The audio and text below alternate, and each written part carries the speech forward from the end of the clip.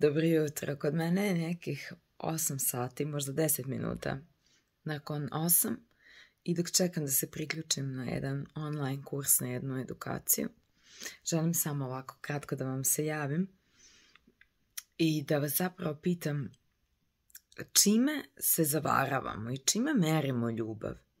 Nedavno sam čula jednu izjavu, kaže, mi smo 35 godina zajedno. Da li je to dovoljno da ljubav opstane? Odnosno, da li to što ste 35 godina zajedno vam tu ljubav osvežava? Da li je to zaista prava ljubav ili su samo tih 35 godina zajedno taj predznak koji stavljamo ispred ljubavi?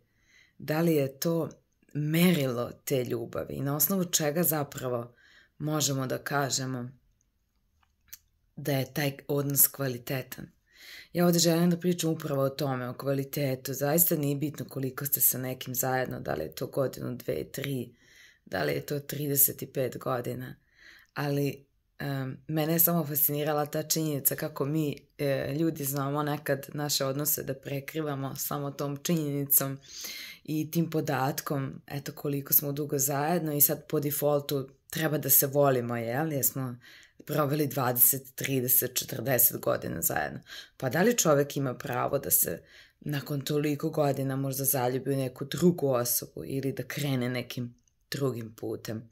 Ja mislim da ima i mislim da taj predznak 35, 10, 5 apsolutno ništa ne znači i meni onako ta rečenica baš zazvonila i zato sam želela o njoj da popričamo. Eto, dole mi pišite šta vi o tome mislite.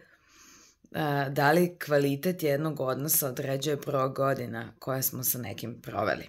Eto, ljubim vas mnogo i vidimo se u narednom videu. Ćao!